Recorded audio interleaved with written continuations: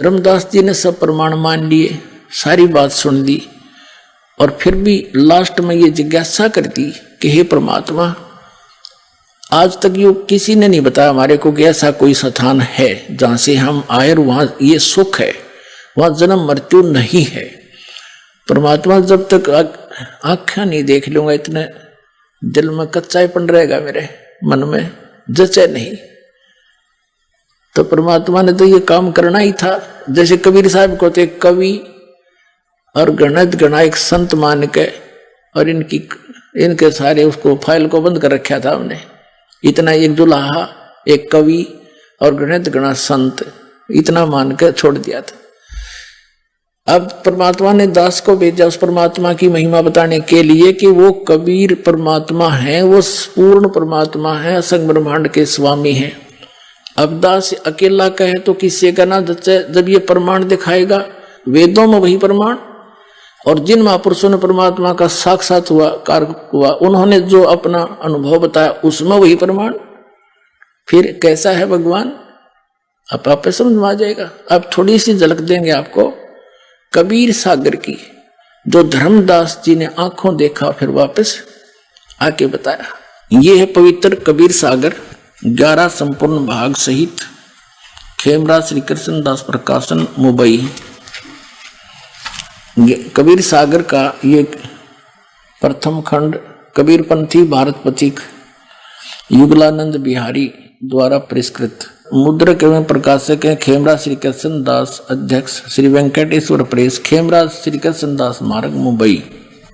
ये यहाँ से प्रकाशित। अब इसके आपको ज्ञान प्रकाश एक अध्याय उसमें से रूबरू कराते हैं। तो जब परमात्मा ने बहुत कुछ ज्ञान समझाया कबीर जी ने धर्मदास जी को, उसका समझ में नहीं आई, उल्टी सुल्टी फिर भी कुछ ना कुछ अड़चन अड़ाता रहा, तो कबीर साहब अंतर ध्यान हो गए और वो एकदम सामने से गुप्त हो गए। तो धर्मदास बड़ा विचलित होया, रोता रहा, और आखिर में ये ठान ली कि परमात्मा यदि दर्शन नहीं दोगे ना तो आपका दास अन्न भी नहीं खाओगा। ऐसे 7 दिन बीत गए उसमें।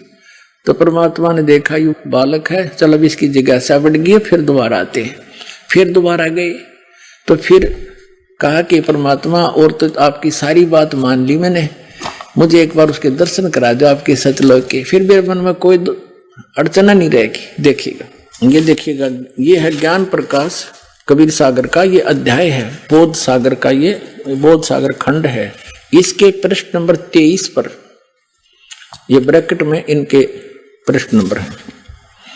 जिंदा रूप में परमात्मा आए थे कबीर जी, तो जिंदा वचन हो धर्मनी, जो पूछो मोही, सुनो सुरत धर कहो मैं तो ही। जिंदा नाम ऐ सुन मोरा, और जिंदा भेख खोजती हूं ओरा। हम सतगुरु कर सेवक आही। कबीर साहब ने अपने आप को छुपा कर कहा कि मुझे ये ज्ञान जो प्राप्त हुआ है, मैं सतगुरु का सेवक हूं, मैं सतगुरु से ये ज्ञान प्राप्त किया है। हम सतगुरु का सेवक आही, सतगुरु संग हम सदा रहाई। सतपुरुष व सतगुरु आही, सतलोक में वह सदा रहाई। कबीर साहब कहते हैं सतपुरुष ही वह सतगुरु है, वो सतलोक में सदा रहता है और मैं उसका सेवक हूं। सकल जीव के रक्षक सोई, सतगुरु भक्ति काज जीव होई। सतगुरु सत कबीर सो आही, और गुप्त प्रगट वो चिन्ह नाही, कोई चिन्ह नहीं। सतगुरु आ जगत तन धारी, वही परमात्मा जगत में शरीर धारण करके आता है। दासा तन दर शब्द पुकारी, और काशी रहे परख हम पावा, सत नाम उन मोहे दरडावा। अब देखो पुण्यात्माओं, अभी आप बच्चे हो, आपको पता नहीं काल ने हमारे साथ कैसा जुल्म कर रखा है। हमारे पिता ने हम तक पहुंचने के लिए कितने फार्मूले अपनाने पड़ते हैं, तब वो अपने आप पहचानवाता है कि मैं हूं वो भगवान जिसकी तुम खोज कर रहे हो। कबीर साहब कहते हैं मैं रोवत हूं सृष्टि को, या सृष्टि रोवे मोहे। गरीबदास हमारे वियोग को समझ नहीं सकता कोई, ये तो मुझे ढूंढ रहे हैं। हे सुखदाई परमात्मा, हमारा संकट दूर करो, हमें जन्म मरण से छुटवाओ, हमारे सुख दो, बच्चों की रक्षा करो। और जो भक्षकता को रख सक जाना, जो न खावे उसको ये भगवान मान रहे, और उन्हीं के पुत्र काल के पुत्र हैं श्री ब्रह्मा श्री विष्णु श्री शिव जी, इसको ये भगवान मान के पूजे। जो भक्षकता को रक्षक माना और जो रक्षक उससे फिर दीवाना। परमात्मा कहते हैं मैं इनको रो रहा हूं कि मैं हूं वो परमात्मा, तुम मुझे पहचान लो, मेरा ज्ञान स्वीकार कर लो, तुम्हारा जन्म मरण का भी छुटकारा होगा और यहाँ भी तुम्हें सुख दूंगा। जब तक तुम्हारा जीवन है भक्ति करोगे तब तक, और ना कोई काल मृत्यु तुम्हारी कर सकता, ना तुम्हारे परिवार पर कोई काल अटैक कर सकता। तुम मुझे पहचान नहीं रहे। तो यहाँ ऐसे गुप्त रूप से कह रहा है कि मुझे जो युग ज्ञान है और ये सतनाम जिसकी मैं महिमा सुना रहा हूं, जिसके पास ये सतनाम होगा वो उसी का मोक्ष होगा। सच्चा नाम 2 अक्षर का, और उसके निकट काल नहीं आ सकता, ना कोई यम के दूत दुखी कर सकते। सच्चे मन से सच्ची श्रद्धा से भक्ति करोगे। तो उसने धर्मदास ने पूछा कि उस सतनाम का आपने कैसे पता लगा? तो कबीर परमात्मा ने जिंदा महात्मा के रूप में कहा कि मैं सतगुरु का सेवक हूं और वो काशी में रहता है, उसका कबीर नाम है, उसने मुझे बता रखा है। अब देखो, सतगुरु सत कबीर सो आही, गुप्त प्रगट कोई चिन्ह नाही। सतगुरु आ जगत तन धारी, दासा तंत्र शब्द पुकारी। काशी रहे परख हम पावा, हमने परख लिया वो काशी में रहे, और सत नाम मोह दर डावा। इसके बाद काफी चर्चा हुई इनकी। अब फिर आगे आपको ले चलते हैं, इसी बड़ा लंबा अंग है, हम अपने मतलब की बात पढ़ेंगे जिससे हमारा ज्ञान सुलझ जाए। तो काफी कहने के बाद नहीं माना तो परमात्मा अदृश्य हो गए। ये देखिएगा प्रश्न नंबर 55 पे आ गए हम। बोध सागर वही ज्ञान प्रकाश के यहाँ 55 पे धर्मदास जी कहते हैं, हे प्रभु अवगत लीला तुम्हारी, हम हैं कीट जीव बिचारी। सतलोक तुम वर्ण सुनावा, शोभा पुरुष हंसन सतबावा। और कैसन देश राज वो आही, वो कैसा देश है कैसा राज है। चित इच्छा प्रभु देखण ताही, उसकी देखण ने मेरे चित्त में इच्छा हुई है। सतगुरु वचन परमात्मा कहते हैं, धर्मदास ये निर्घनी काया, यही तन पुरुष दर्श की में पाया। तन ठीका जब पूरा वो आई, सतलोक तब देखो जाई। परमात्मा कहते हैं इस गंदे शरीर में क्यों कर देखेगा उस परमात्मा ने। जब तेरा शरीर का ठीक का समय पूरा हो जाएगा, तेरा अंत समय होगा, शरीर छोड़कर जब जागा, सतनाम का जाप करता हुआ सतलोक ने देख लेना वहां जा करके। धर्मदास वचन, धर्मदास गए चरण निहोरा, हे प्रभु तिरखा मिटाओ मोरा। चरण टेक प्रभु बिनु वो तो ही, पुरुष दर्श बिनो कल नहीं मोही।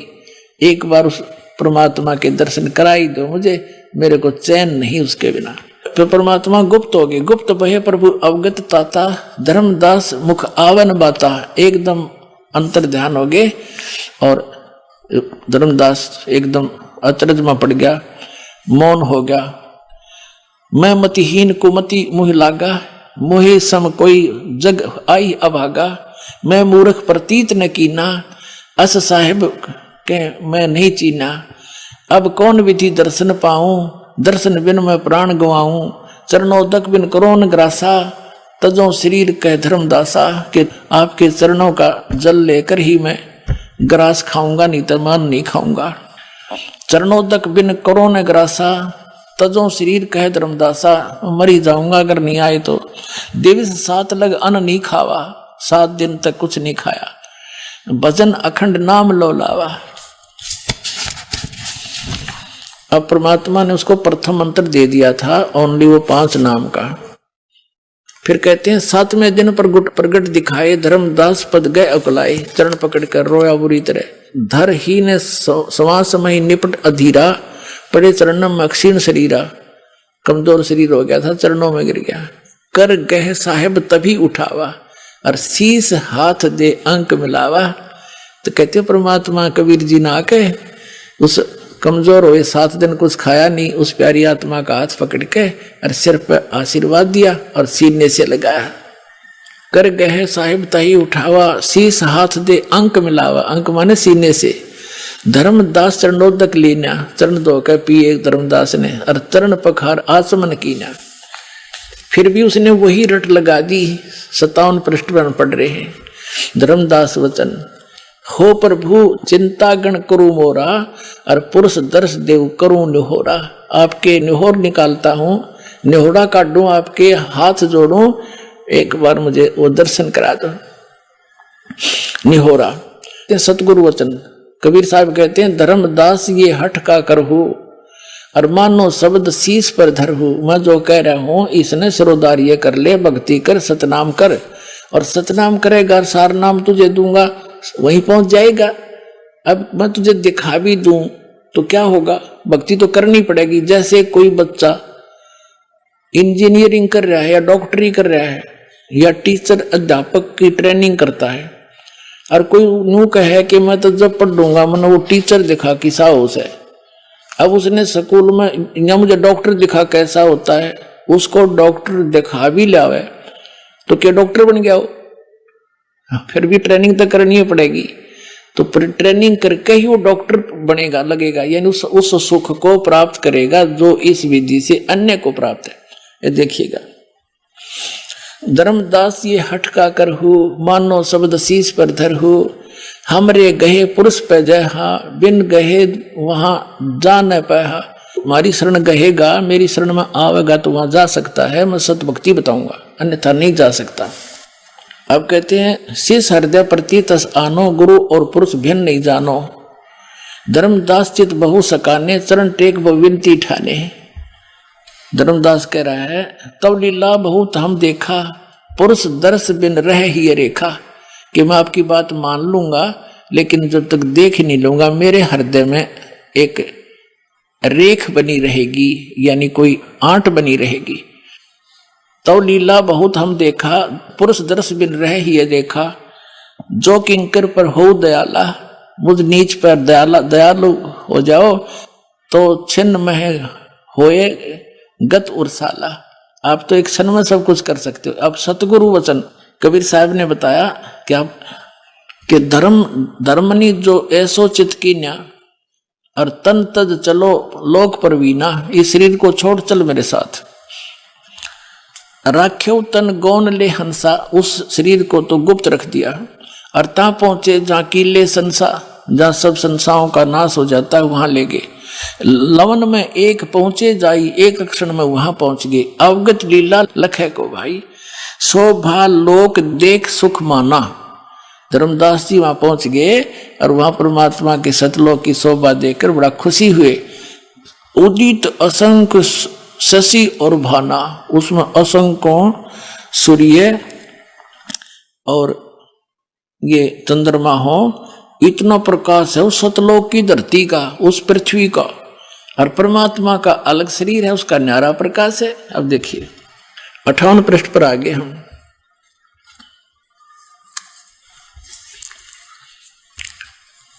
जित देखिए जगमग जलकाही, और देखत छकित भय ही माही। उस जहां देखा बड़ा सुंदरता सुंदरता जलमल जलमल हो रही है पूरे लोक में। धर्मदास जी ने जब देखा है, देखिएगा द्वारपाल हंस चो रहिया, ताम एक हंस सो अस कहिया। ए ही हंस ही तुम जाओ लिवाई, पुरुष दर्श दे आनो भाई। कहते हैं धर्मदास जी को सतलोक में ले गए ना, परमात्मा का जो मेन गेट है जिसमें वो बैठे हैं राजा के समान, उसका द्वारपाल है, गेट कीपर है। उसको परमात्मा ने कहा, कबीर जी ने जो नीचे से जिंदा महात्मा के रूप में उसके साथ गए थे, कहा भी इसको द्वारपाल परमात्मा के दर्शन कराओ। अब द्वारपाल ने कोई और बुलाया, वहां का हंस भगत, उससे भगत कहो चाहे हंस कहो, उसको कहा कि जा इस प्यारी आत्मा को परमात्मा के दर्शन करा के लाओ। तो गणे भगत इकट्ठे हो गए जो वहां रहते हैं, जो मोक्ष प्राप्त करके गए हुए हैं, मनुष्य के सदृश हैं, उनके नाक हैं, गले में सुंदर माला पहनते हैं। हर ये बताओ बूंद सी घूमे है, कोई न कोई उसमें जाकर मिल जाते हैं, समुद्र बूंद में डूब कर मरा करें जैसे। है मूर्खो, कक पता तुमने भ्रमित कर दिया पूरा विश्व। अब देखो क्या है वहां पर वास्तविकता। द्वारपाल हंस सो कहिया, ताम एक हंस अस कहिया। यही हंस हंस है, तुम जाओ लिवाई, इसको ले जाओ और पुरुष दर्श दे आनो भाई, पुरुष माने परमात्मा का दर्शन करा के लाओ। चले लिवाई पुरुष पे, जब ही पुरुष के परमात्मा के पास लेकर चले, झिझक हंस बहु आए तभी, 1 मिनट में घोड़े भगत आगे, हंस आगे, वहां तो रहते हैं जो मोक्ष प्राप्त प्राणी वहां रह रहे हैं, घोड़े इकट्ठे हो गए और करत कोलाहल मंगल चारा, खुशी खुशी चारों तरफ मिलकर प्यार से बोल रहे हैं। शोभा अद्भुत अंग अपारा, उन वहां के रहने वाले भक्तों की, जो वहां जीव आत्मा रहती है, हंस आत्मा रहती है, उनकी कितनी शोभा है, कैसे आकार है देखिएगा। शोभा अद्भुत अंग अपारा, हंसन शोभा कहाँ बताऊं, कुछ एक प्रभाव सोवर्ण सुनाऊं। धर्मदास जी बताते हैं आके कि वो कैसे हैं, के बताऊं गणीय शोभा, पर कुछ एक बताता हूं। रतनमाल गरीब शोभत हंसा, उनकी गर्दन में, गरीब माने गर्दन में, और माला सुशोभित होती है देखिएगा, सुशोभित हंसा। रतनमाल की, रतनमाला गले में सुशोभित है उन हंसों की, और मणिमाला किमी कर प्रशंसा, करो प्रशंसा, और भी निरी सुंदर माला है उनके गले में। जगमग देह हंसन कर ही, उनकी शरीर जगमग करता है। अमर चीर बहु शोभा धर ही, अमर शरीर पहनते, अमर चीर यानी अमर कपड़े हैं वहां के, जैसे सतलोक के सभी पदार्थ अमर हैं, कपड़े भी कभी नाश नहीं होता, वहां के पदार्थ भी कभी खराब नहीं होते। वहीं से एक परमात्मा ने सैंपल भेज रखा है पृथ्वी पर सतलोक से, ये गंगा का जल, ये सतलोक से आया विष्णु जी के लोक में, विष्णु जी के लोक से आया शिव के लोक में, और शिव के लोक से फिर ये आगे आई यहाँ पृथ्वी पर गौमुख के अंदर वाष्प बनकर दूसरा प्रारूप बनाकर वहां प्रकट करती बर्फ रूप में, और फिर वहां से ये जल आ रहा। इस गंगा जल को कहीं रख लो कभी खराब नहीं होता, और वैज्ञानिक सिर मार के पटक के बैठ गए, इसका कोई भेद वो नहीं निकाल पाए।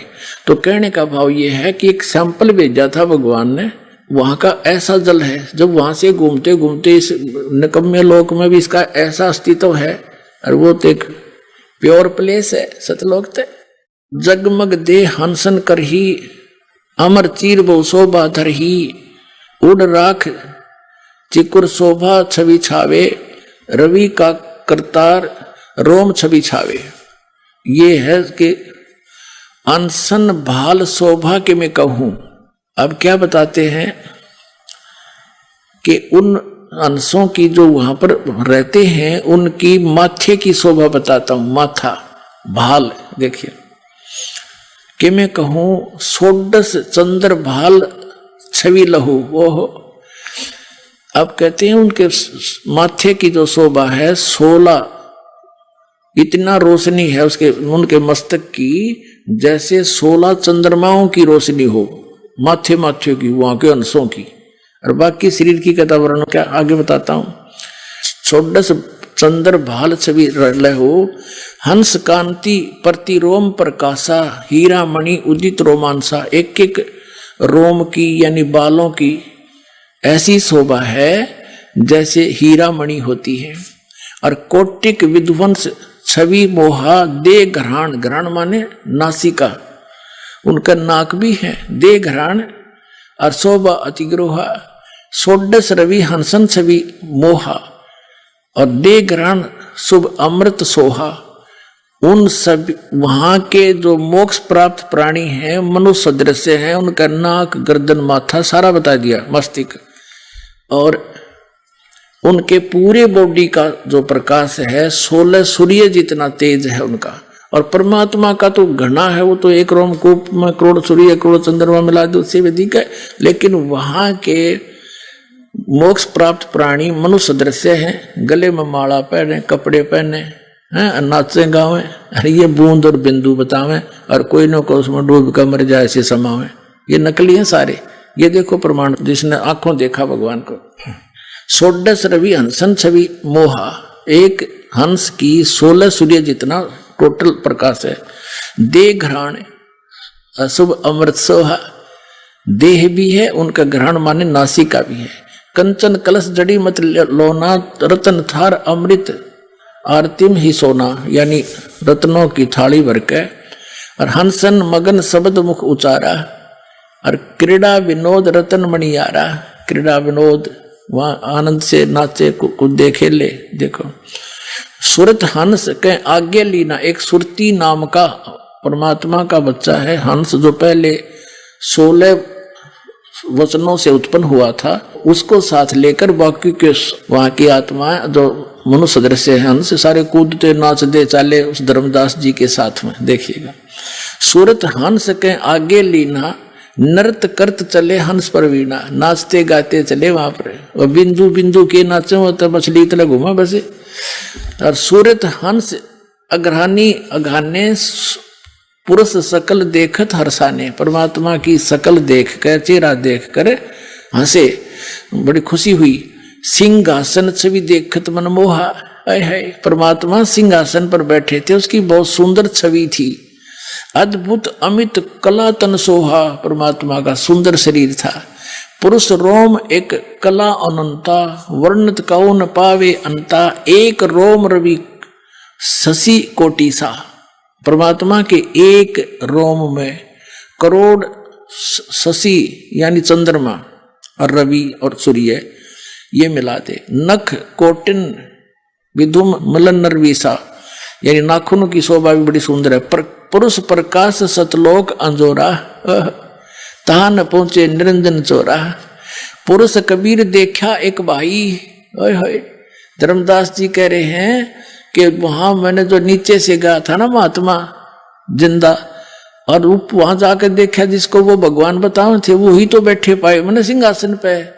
पुरुष और कबीर, भगवान और कबीर जी देखा एक भाई, और धर्मदास मन में बहुत लज्जाई, अकमत बड़ा निकम्मा, ये तो भगवान ने थे नीचे जा रहे थे, और ये कबीर पंथी जो बताओ कबीर साहब तो उसकी एक सता निकल के आई, कबीर साहब तो सदगुरु हैं और वो चेतन प्रकाश सब भगवान अड़ंग्यो मुठा बैठा रखे तुमने। पुरुष कबीर देखा एक भाई, है धर्मदास पुन रहे लज्जाई, बड़ा शर्मिंदा हो गया थे भगवान के मैंने कितनी बकवाद कर दी, कैसा निकम्मा दुष्ट हूं मैं, वहां इतना शर्म में घट गया, पानी पानी हो गया कि देखिए तो भगवान थे मेरे लिए भटक रहे थे और ये तो वही तो बैठे हैं सामने। पुरुष कबीर देखा एक भाई, धर्मदास पुन रहे लजाई, पुरुष दरस कर आयो तो वहां, प्रथम कबीर बैठे रहे जब वहां, अब फिर वापस आ गया वहां देख के जहां कबीर जी बैठे थे उसी रूप में फिर आ गए जिंदाले में। तो चरणा में पढ़ के क्या बोलता है, पुरुष दर्श कर आए तो हुआ, वापस आ गया परमात्मा के दर्शन करके जहां कबीर साहब पहले बैठे थे। यहां कबीर बैठे पुन देखा, कला पुरुष तन अचरज पेखा, यहां फिर कबीर साहब को फिर देखा और का अजगुत किन्हो भाई, वहां मोही प्रतीत ना आई, होए देख मैंने कैसा जुल्म कर दिया कि वहां मुझे विश्वास नहीं आया ये परमात्मा है। अब क्या वार्ता करते हैं, कबीर जी से पूछता है धर्मदास से, परमात्मा आपने यहाँ तो एक सिंपल सा शरीर आपका दिख है एक आम आदमी जैसा, और वहां आपके इसी शरीर की इतनी शोभा थी, यह शोभा यहाँ क्यों छुपा दी? अपने आत्माओं जैसे एक कोठी के कमरे में कक्ष में 1000 वाट की ट्यूब लाग रही हो, एक 500 की हो, 60 की हो, एक 0 वाट का भी बल्ब हो, ट्यूब हो, और जब सारी जगानी है तो सारी जगानी जुगमग जुगमग हो गया वो कमरा सारा, और सब औरों को बंद करके एक 0 का रख ले तो वो तो विद्वान है लेकिन वो रोशनी पर्याप्त है, उतनी चाहिए थी उसमें। तो परमात्मा ऐसे अपने बॉडी को वो शरीर की शोभा वो ऑफ करके प्रकाश की ट्यूब आ जाते हैं उस यहाँ पर। ये क्या बता रहा देखिए, कबीर पुरुष एक वहां छिपाए, कबीर पुरुष तो एक के हैं, वहां तो इन्होंने छुपा रखा है। सत पुरुष जगदास कहाए, वो परम पुरुष वो सतपुरुष ही जग में आके संसार में कबीर दास कहाए, ये तो खुद भगवान है। अर्धाय चरण गहु अति सुकुचाए, भाग के जब वापस आए तो दौड़ के परमात्मा बैठे फिर उसी रूप में कबीर रूप में जिंदा महात्मा चरणों में पड़ के बड़े संकचाए, बड़ा शर्मिंदा हो गया। धाय चरण गौ अति सुखचाए, हे प्रभु हम परिचय अब पाए, अब मैं पहचान पाया आपको। यह शोभा कस उहाँ छिपावा, कस नहीं जग में प्रगट दिखावा। अब कबीर साहब से धर्मदास जी ने कहा, ये परमात्मा जो आपकी यहाँ शोभा है तो संसार में आपने वह गुप्त कर रखी है, वहां क्यों छुपा रखी है? आप तो खुद परमात्मा हो और ये नकली न हो के कबीर साहब तो अलग हैं, ये तो सतगुरु वो परमात्मा। जिसने भी भगवान को देखा उन्होंने जैसे, अब आगे बताएंगे, पहले ये क्लियर कर देता हूं। अब ये हम 59 प्रश्न पढ़ रहे हैं ज्ञान प्रकाश के, ये बहुत सागर खंड है इसका। अब यहां आगे, यह शोभा कस उहाँ छिपावा, कस नहीं जग में प्रगट दिखावा। किस लिए आपने जग में प्रगट क्यों नहीं दिखाई, यहां कैसे छुपा लिया आपने? अब परमात्मा बताते हैं, सतगुरु वचन धर्मनी जो वही छवि जग में जाऊं तो होए विकल निरंजन राऊ। यदि मैं इसी शोभा से इस काल के लोक में चला जाऊं तो इस तुम्हारे इस भगवान के काल के ज्योत निरंजन ब्रह्म का कलेजा फट जा और कोई मुझे देख नहीं सके, क्योंकि इस रोशनी को चरम दृष्टि सहन नहीं कर सकती। इसलिए गुप्त अपना हल्का तेज पुंज करके इस विध हम आपको मिलते हैं। धर्मनी जो वही छवि जग जाऊं तो होए विकल ये निरंजन राऊ। ये काल निरंजन विकल हो जाएगा, दुखी हो जाएगा, इसकी बुरा हाल हो जाएगा। और सब जीव तब मोही लोलावे और उजड़े भो सब लोक ही जावे। इसका उजड़ जाएगा सारा देश लोक। ताते गुप्त राखो जग भाऊ और शब्द संदेश जीवन समझाऊं। वो शब्द जिससे मोक्ष होगा उस जीवों को बता रहा हूं मैं। और शब्द परख चिन्ह मोय कोई, गह प्रतीत घर पहुंचे सोई। जो मेरे इस नाम न ले लेगा वो सतलोक चला जाएगा। कहे कबीर सुनो सुकृत अंसा, दर्श पुरुष भेटू चित संसा। अब तुम बेग चलो संसारा, अब जल्दी जाओ संसार में। और जीव चेता हो करो पुकारा। पुकार के आंखों देखा, डिंडोरा पीट दे, मुनादी कर दे और डोल के डंके पे बता दे सच्चाई को। तो वहां जब इतना सुख देखा, यहाँ का इतना अड़ंगा, यहाँ सुख नाम की वस्तु नहीं। वहां जाकर धर्मदास जी ने हाथ जोड़ लिए और ने बोले, वे परमात्मा मुझे यहीं रख लो, वो तो बहुत गंदा लोग है। हे दाता, वहां तो एक दिन मृत्यु होनी है, कोई किसी का नहीं, और मुझे यही रख लो। तो परमात्मा ने कहा, बेटा ऐसा नहीं रखा जा सकता। तुम यहां से गए थे, तुम परिपूर्ण थे भक्ति से, तुम हंस थे, अब तुम काग बन गए, एक एक पैसे को भटक रहे हो क्योंकि तुम्हारी पूंजी खत्म होगी पुनों की। आपको ऐसा मंत्र दूंगा सतनाम, जिसकी एक सुमरण भी कर लेगा उसका कितनी कीमत हो जाएगी। सतनाम पालड़े रंग होरी हो, 14 लोक चढ़ावे राम रंग होरी हो। 3 लोक पासेंग धरे रंग होरी हो, तो ना तुले तुलाया राम रंग होरी हो।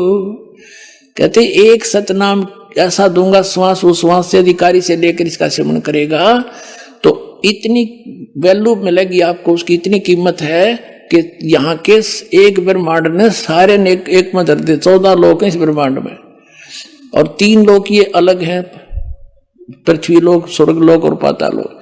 कहते इन तो पास सिंह रख दे, इनका तो कोई सौदा ही नहीं। और वो 14 लोक एक पालड़े में रख दे, तखड़ी के में, और एक में धर दे, एक श्वास उश्वास के सतनाम की कीमत। तो ना तुले तुलाया राम रंग होरी हो, तो भी उसका पलड़ा भारी रहेगा एक सिमरण का। और पुण्यात्मा आप कितने करोगे जब जाकर वहां जाने योग्य होगे, आप कितने परिपूर्ण थे भक्ति से, कितने खाली हो गए नकली साधनाओं से, इसे खूब अंदाजा लगाया जा सकता है। तो क्या बताते हैं देखिएगा, अब तुम बेग चलो संसारा और जीव ही चेतो करो पुकारा। धर्मदास जी वचन हो साहेब अब वहां ना जाई, ए साहेब अब वहां नहीं जाई, ये सुख घर तज कहां झुराई। मुझे इसी सुख ने छोड़ के कहां जाने की को कह रही हो। यह वही यम देश अपर बल काला, नहीं जानो धोमती होए बेहाला। ये परमात्मा, मैं जब तक नहीं ज्ञान हुआ था तब तो उस गंध में पड़ा ही था, वो तो काल का लोक है, वहां नहीं जाऊं।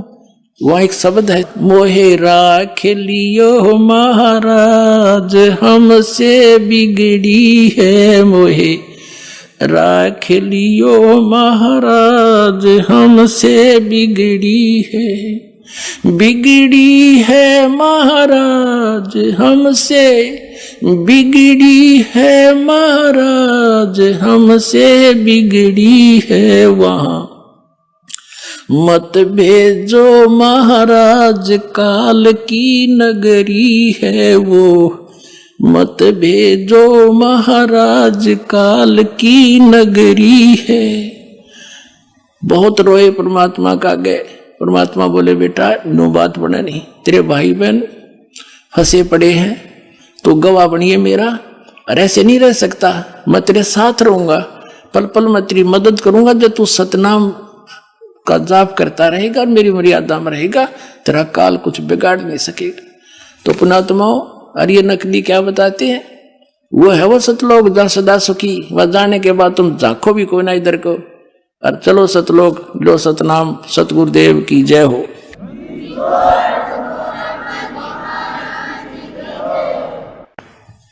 पुण्यात्माओं, धन भाग हैं आपके, आपको इस समय में मानव शरीर प्राप्त है, नर या नारी का। धन्य है आपके माता पिता जिनसे जन्म हुआ, क्योंकि ये वो प्राइम टाइम है जो परमात्मा ने पूर्व निर्धारित किया था। आज दिन के सत्संग में भी आप जी को यही ज्ञान दिया गया था कि आप जी जिस लोक में रह रहे हो, ये लोक रहने का नहीं है। लेकिन अभी तक इस काल भगवान ने अपने नकली संतों द्वारा, इन झूठे सतगुरुओं द्वारा आप जी को भ्रमित करवा रखा था, और इनके द्वारा बताई गई जो भक्ति विधि और साधना थी वो यूजलेस थी, शास्त्र विधि त्याग का मनमाना आचरण था, जिस कारण से हम इस काल के जाल को न तो समझ सके और ना इससे निकल सके। अब इस काल के इस जाल का नाश करने के लिए, अज्ञान का नाश करने के लिए स्वयं परमात्मा सतलोक से चलकर आते हैं, क्योंकि हम उसके बच्चे हैं। उन्होंने हमें अपने वचन से उत्पन्न कर रखा है, हम उनका अंश हैं। अपने का दुख अपनों को ही होता है। ये लोक है, यहां पर किसी का हाथ कट गया, किसी को कैंसर है, कोई किसी का बेटा मर गया, किसी की बेटी मर गई, हाहाकार मची, कोई सुख का सांस नहीं ले रहा, सभी पीड़ित है, रंग से लेकर राजा तक, या कोई सुखी नहीं। लेकिन आप जी को बताया था कि ये औरों से थोड़ा सा हल्का दुख हो, हमने उसी को सुख मान रखा है। कबीर साहब कहते हैं, झूठे सुख को सुख है ये मान रहा मनमोद, ये सकल च बिना काल का, और कुछ मुख में कुछ गोद। इस काल भगवान के इस जाल को समझाने के लिए स्वयं परमेश्वर को आना पड़ता है, अन्यथा ये किसी भी जीव को रास्ता नहीं देता, सबको मिसगाइड कर देता है। जैसे बड़े बड़े महापुरुष जितने भी ये गुरु पद पर विराजमान पहले हुए हैं या जो वर्तमान में हैं, ये परमात्मा की बहुत प्यारी आत्मा है, कबीर भगवान की। वैसे तो सारी उसकी प्यारी आत्मा है, लेकिन ये बहुत ज्यादा भक्ति युक्त थे। ये पूर्व जन्म के पुण्यकर्मी प्राणी थे, और काल उन्हीं को सिलेक्ट करता है जिनके पास अच्छी मोटी गठड़ी और धन की, उन्हीं को ठगता है, लूटता है, फिर इनको प्रभु बना देता है। ये फिर साहेब कहने से प्रसन्न होते हैं। जैसे जितने भी ये कबीर पंथ में संत हैं, महंत हैं, इनको साहेब कह दे तो ये फूल जा, और साहेब ना कहे तो ये मुंह से डाले। साहेब माने भगवान है, ये जीव भगवान बन बैठा, और 1 मिनट में मृत्यु हो जाए फिर गधा बने अंडा, वो भगवान, वो साहब है। पीछा छुटवाना चाहिए था, वो बकवास घर कर गई अंदर। तो ये अच्छी आत्मा है, इनके पूर्व जन्म के संस्कार अच्छे हैं। ऐसी पुण्यात्माएं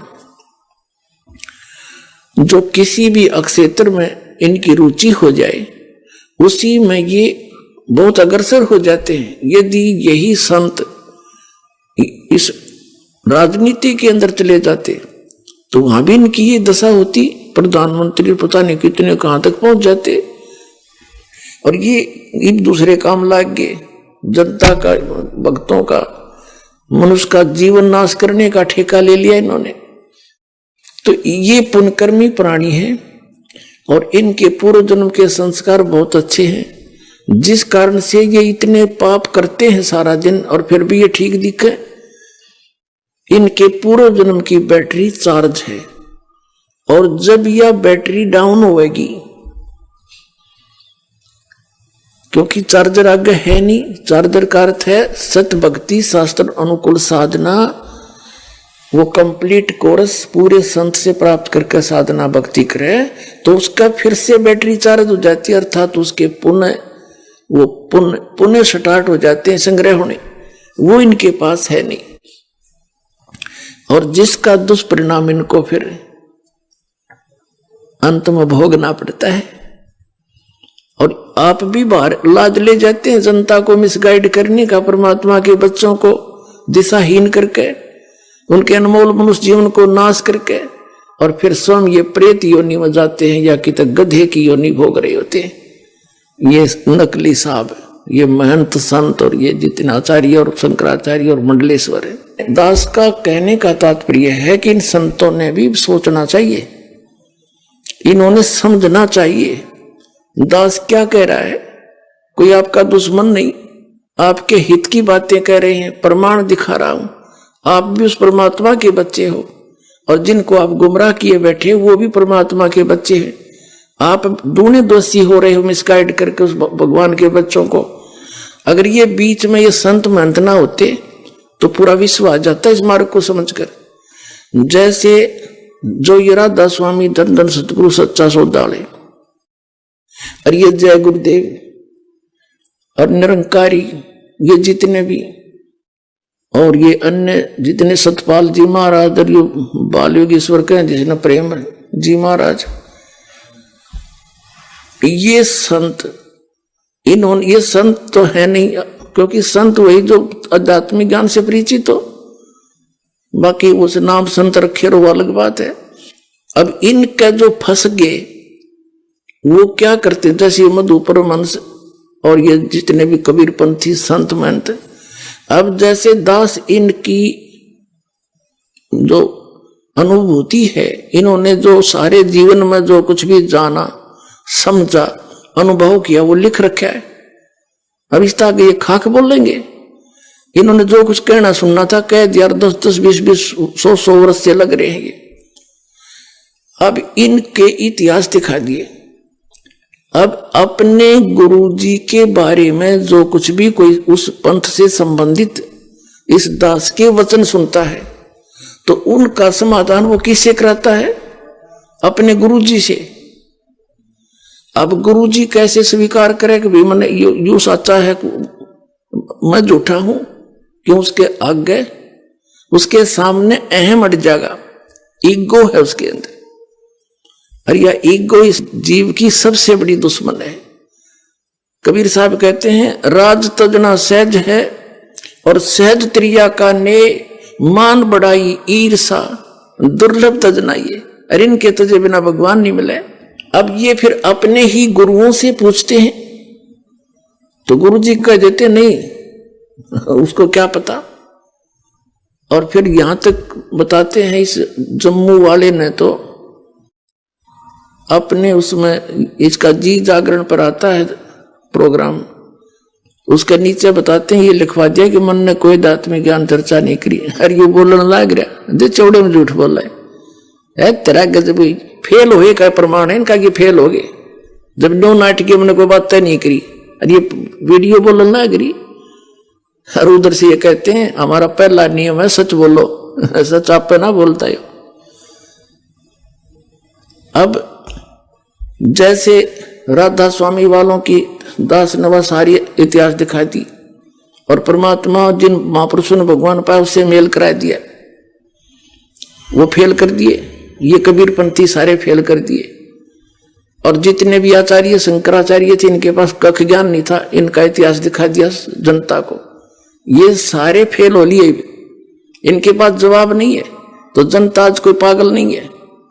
और ये जो नकली संत महंत कबीरपंथी या दूसरे हैं ये ना होते, जैसे जो श्रद्धालु इन संता के नहीं फंसे हैं और एक कॉमनली जैसे कोई मंदिर मस्जिद में जा रहे हैं, मंदिर में जाते हैं, आप पे पूजा करते हैं, व्रत करते हैं, या सालासर वैष्णो देवी जाते हैं, उन्होंने जब ये ज्ञान देखा सुना और प्रमाण देखे पुराणों में तो तुरंत आगे वो फटाफट आने लगी। ये तो बात सच्ची है, जिन पुराणों को हम रोज पढ़ते थे और जिनको सत्य मानते उनमें क्या लिखा रही है, धर्मगुरु क्या बकवाद कर रहे हैं, इन्हें बैठा दिया हमारा। तो वो सीधे आगे और दूसरे अभी अटके बैठे हैं क्योंकि वो किससे पूछे, अपने गुरुजी थे। गुरुजी तक जिसकी नहीं पहुंचे तो अपने उस आसपास के भगत भाइयों से।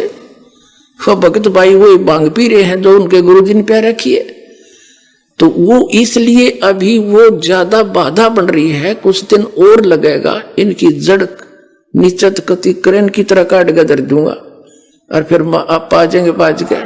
अब ये जितने भी पंथ हैं ये इनकी जड़ दिखा दी दास ने। जैसे पहले हम छोटे छोटे थे, वर्षा के दिनों में ये पौधे उग जाते थे, आम के पौधे की तरह, नीम का पौधा, तो हम क्या करते थे उन पौधों को ऐसे बहुत ज्यादा उग जाते थे एक स्थान पर, उनको वहां से निकाल कर मिट्टी से अपने खेतों में दूसरे स्थानों पर लगाने के लिए लेकर चलते थे। और किसी पौधे की मिट्टी हट जाती जड़ों की तो दूसरे ये कहा करते तेरे पौधे की जड़ राम ने देख ली, अब यूं ना लगे सूखेगा। तो वो ऐसा ही होता था क्योंकि ये खेत से दूसरे खेत में जाते थे, 1.5 घंटा लग जाता, वो जड़ा मिट्टी थी नहीं, वहां लगाते हो सूख जाता। तो दास ने इन सभी पंथों की जड़ दिखा दी राम ताई, अब ये सारे सूखेंगे। अब जैसे कोई बड़ा पेड़ होना है और वो टूट के भी गिर जा जड़ समेत, तो महीना 20 दिन तो उसमें फिर भी हरे पत्ते रह जाया करें, वो लिया कंडे में, तो ये सारे से कर दिए, थोड़े दिन में सारे सूख जाएंगे और भगतात्मा जान जाएंगे। खकता इनके पास, इतना अनमोल जीव नाश कर दिया, 3-3, 4-4 पीढ़ी डबो दी इन राधा स्वामी वालों ने, इन कबीर पंथियों ने। तो पुण्यात्माओं, सत्संग किसे कहते हैं? सत्संग वो है जिसमें केवल सत्य बताई जा, झूठ का समावेश ना हो। इनके पास सारी झूठ, सतनाम की चीज नहीं इनके पास कोई भी, तो वो सत्संग नहीं है। अब सत्संग का अर्थ है परमात्मा की महिमा, परमात्मा की गुण बताई जा कि परमात्मा कैसा है, कौन है, कहां रहता है और परमात्मा की हम खोज कर क्यों रहे हैं, उससे हमें लाभ क्या होगा, ये सारा ज्ञान। और फिर वो भगवान मिल प्राप्ति कैसे होगी, तो ये सब मिलाकर सत्संग कहलाता है। अब जैसे अब दास जो सत्संग जिस उद्देश्य से कर रहा है, इस दास का उद्देश्य है कि आप जी को जहां जहां आप लगे हुए हो और उस संत या महंत या पंथ को और उस ज्ञान को सत्य मानकर पहले उन्हीं से परिचित कराऊं कि आप किस वस्तु को, लाल को, कौड़ी को आप लाल लिए फिर रहे हो, और ये सब प्रमाण रह रह कर देने का दास का उद्देश्य है कि आपको इतना ट्रेंड कर दूं कि आप स्वयं परख लो और नकलियों ने छोड़ दो। जैसे एक समय एक नगर में दो बनिए रहते थे, दो वैसे, तो उनमें से छोटे भाई की मृत्यु होगी। दो भाई थे और छोटे भाई के दो लड़के थे। जब उसका सारा क्रियाक्रम हो लिया, कुछ दिन के बाद उनकी बच्चों की मां ने कहा कि बेटा अब तुम बालक हो, एक 16 वर्ष का, एक 18 वर्ष का, तुम बिजनेस नहीं कर सकते, आप अपने ताऊ जी के साथ, हमारे यहाँ भाषा में अपने पिताजी के बड़े भाई को ताऊ जी बोलते हैं बच्चे, तो अपने ताऊ जी के साथ बिजनेस में पार्टनरशिप कर लो। और बेटा मेरे पास ये लाल रखे हैं, पैसे तो है नहीं, ये लाल ले जाओ अपने ताऊ जी को दे दो, आवश्यकता पड़े वहां इनका प्रयोग कर ले, गिरवी रख ले, इसके बदले में सामान ले ले। जैसे भी वो बच्चे दोनों जने अपनी माता जी की सलाह ले के आधार से, राय के आधार से, वो माता जी के पास रखे हुए जो एक पोटली सी में थे लाल, उनको लेकर चले। अपने ताऊ जी से जाकर प्रार्थना की कि मेरी माता जी ऐसे ऐसे कह रही है। उसने ताऊ जी ने कहा कि बेटा मैं भी ये चाहता था, आप मेरे साथ लगो और सब मिलकर हम अपना बिजनेस करेंगे। और बच्चों ने कहा कि जी मेरी माँ के पास पैसे तो है नहीं, ये लाल रखे हैं, इनको आप रख लो। अब उस सेठ ने उनको खोला और देखा, वापस ही बांध कर बच्चों को दे दिया कि बेटा इनको रखाओ, तेरी मम्मी को कह देना संभाल कर रखे, और फिर आएंगे ना वापस दूसरे शहरों से, वहां मेरा उधार चलता है, फिर वापस आएंगे ना सामान लेकर के, फिर देख लेंगे जरूरत पड़ी थे। वो बच्चे कहने लगे ठीक है ताऊ जी, जैसे आपकी आज्ञा। अपनी माँ को आकर बता दिया, माँ इन्हें सुरक्षित रख लेना, हम फिर बाहर जा रहे हैं देश दूसरे प्रांतों में, वापस आएंगे तब इसको ले लेंगे। मेरे ताऊ जी ने ऐसा कहा, चले गए। अब उस व्यक्ति ने उन बच्चों को लाल और लालड़ी की परख करानी थी। एक शहर में 50,000 रुपए का सौदा लिया, पहले 50,000, आज के तो 50 लाख के बराबर है। और वहां उस सेठ से कहा कि मैं धर्मशाला में रुका हुआ हूं, वहां से इन बच्चों के हाथ में लाल भेजता हूं, उसको गिरवी रख लेना और हमारा सामान दे देना। दोनों बच्चों को जाते ही सेठ ने धर्मशाला से कहा कि ले बेटा, जहां वो रुके हुए थे, ठहरे थे बिजनेस के लिए, कमरा ले रखा था, कि जाओ पुत्र ये छुपा कर ले जाओ, लाल है, और सेठ को दे आना, वो गिरवी रख लेगा, हमें वो 50,000 का सामान हम ले चलेंगे। दोनों बच्चे गए और उस लाला जी से कहा, लाला जी, सेठ जी ये लाल है, मेरे ताऊ जी ने भेजा है, इसको रख लो। सेठ ने कहा बैठ जाओ। उस सेठ ने, साहूकार ने एक व्यक्ति बुलाया जो जौहरी था, पारखू था। उसने उसके लगा के अपना जो जंतर मंत्र से वो देखा और बताया कि ये लाल नहीं है, ये तो लालड़ी है। लाल तो 1 लाख रुपए का होता है, उसमें लाख रुपए तो आज के करोड़ों से भी ज्यादा होते थे, और ये तो 200 रुपए की भी नहीं है, ये तो व्यर्थ है, ये तो ठगने के लिए बनाई जाती है। अब उस सेठ ने वो लालड़ी गली में फेंक दी और 6 सुनाई उल्टी सुल्टी उन बच्चों से कि तेरे ताऊ जी ऐसे व्यक्ति तो नहीं थे भाई। अब वो धोखा भी देने लगी हमारे को, मैं क्या उनको मना करूं था, मैंने कौन से लाल मांगे थे, बता। वो अपने आप ही ऐसा कर रहे हैं, ये कैसे, उन्होंने क्या मन में आई उनके, वो तो धोखेबाज हो गए हैं। अब लड़के दोनों उठा के उस लाल को और ताऊ जी के पास आ गए धर्मशाला में। ताऊ जी को पता था इन गेला के बीतेगी, दोनों मुंह लटका रखा, मायूस से होकर खड़े हो गए। ताऊ जी, वो लाला जी तो बहुत निकम्मा आदमी, ऊट पटांग बकवाद करे अपने लाल ने नु कहे तो लालड़ी है। उसने बिरानी कौन बुलाया, उसने कह दिया कि यह तो लालड़ी है, लाल तो 1 लाख रुपए का होता है या 200 रुपए की भी नहीं है। तो सेठ ने ताऊ जी ने कहा कि बेटा अरे सचमुच भाई मेरा धोखा लग गया, वो पारखी था बेटा, वो जोरी था, उसने साची बताई है या लालड़ी है ले, और ये रखी दूसरी साइड में, देखो हो यूं था बेटा लाल तय। अब उनमें दिन रात का अंतर, जा देखा और कह के आना मेरे ताऊ जी ऐसे नहीं, उनका धोखा लग गया था।